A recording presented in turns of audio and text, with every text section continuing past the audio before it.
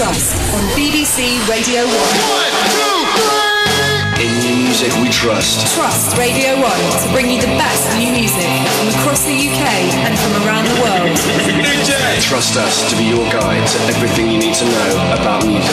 Tonight from midnight. Radio 1's Rock Show with Daniel P. Carter. Playing the best in rock and metal. Daniel P. Carter. It's the Radio 1 Rock Show with me, Daniel P. Carter. Tonight from 2 a.m. Radio 1's Punk Show with Mike Davies. Giving you the best punk rock from around the world. It's the Radio 1 Punk Show. In new music we trust. In new music we trust on BBC Radio 1. Radio 1. Now. BBC Radio 1 Stories. Backstage at this year's Sonisphere Festival, and one of the UK's most hyped and controversial rock bands are about to tear the place apart. A band who are used to dividing opinion, a band who feed off hate as much as they do love. A band called Bring Me the Horizon.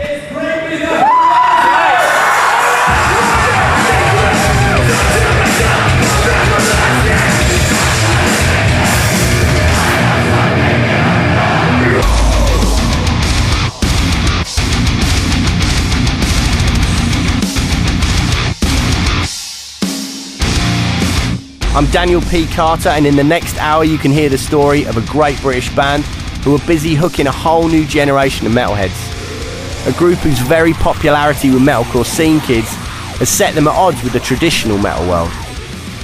But above all, they are a group who you simply cannot ignore. In 2 weeks' time, Bring Me the Horizon will release their third studio album, and it is gonna be massive.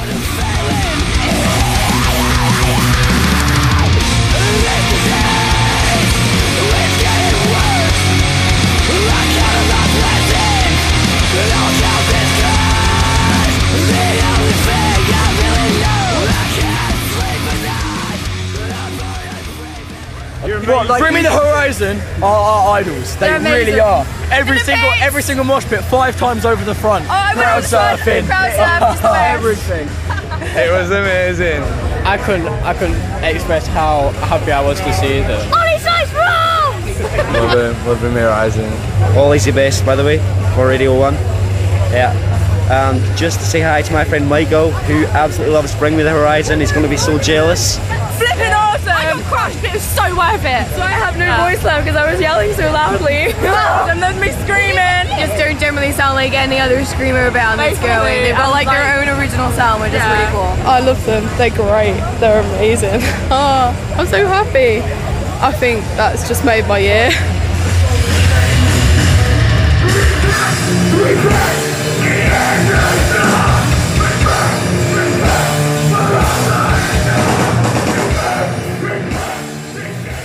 Bring Me the Horizon formed in 2004. 5 lads from Sheffield with a name borrowed from Pirates of the Caribbean. On deck, you scabrous dogs! Hands to braces! Let go and hold to run free! Now, bring me that horizon. Lead singer and lyricist Oli is the creative dynamo behind the band. A lot of people hate him, but then again, a lot of people haven't met him. We don't believe it.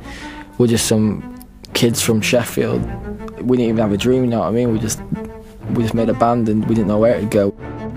For it to get this far, I mean, it's just incredible. My name's Oli Sykes and I'm the singer of Bring Me the Horizon. I was born in Ashford in Kent. My dad was like a diver and stuff at the time. When I was maybe 3 or 4, we moved to Australia. Came back to England when I was about 8, 9, and lived here, Sheffield ever since. I kind of hyperactive child. I had ADHD. I went to like classes for it and stuff. I think, and that were other ADHD kids and stuff. And I didn't really ever take the medication, so I was a bit of a nutter. I got in trouble for going around the street and writing swear words all over people's cars and shit like that, and I don't know what running from when I was a kid, but yeah, I guess I was a bit of a terror.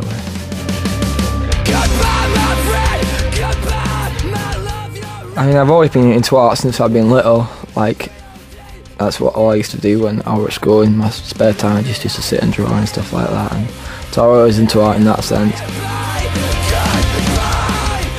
When I was about 13, I started getting into like heavy metal.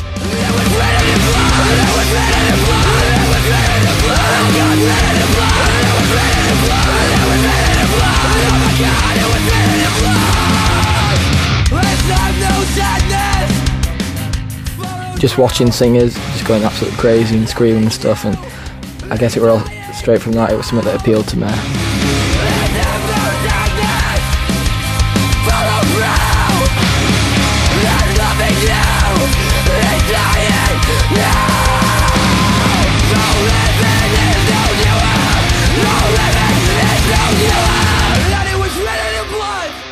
Heavy music helped Oli. It provided an outlet for his simmering frustrations.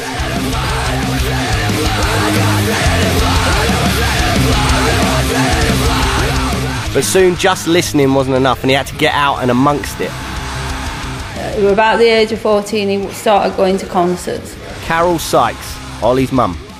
You know, I'd drive him to Manchester, Leeds. So I didn't know what was going on inside these places. He'd come out and he'd say, I was stage diving and I was doing that. I'd be like, what's that?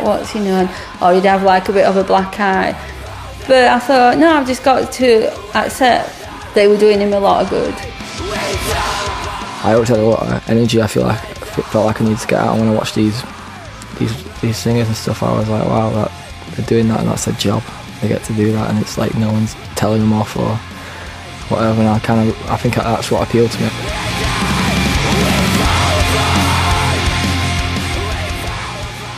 I do remember the first time he sang. He actually went to a gig in Leeds, the Cockpit, and he went to see a funeral for a friend. I went to pick him and his friends up and he came running over to the car and he said, Mum, you'll never believe what happened. I think they're one of my favourite bands at the time. Matt came out on stage and said like, oh, we're playing tonight but I'm really ill. And he brought a bucket out and that, and he was like, I'm going to try my best, but if I can't carry on, I'm really sorry and stuff. And they got through most of the songs and most of the set and that, and then he just like passed out on stage and that, and like 10 minutes later I'm like, we're really sorry, but we can't play any longer, Matt's really ill, he can't carry on. Oli said, I don't know where it came from, Mum. He said, I just put my hand up and said, I'll sing. I'll sing, just shouted it. They were like, what? And they're like, I'll sing. And they're like, come on then. And guys got on stage and they started playing out American football and started going mental. Show us what you got.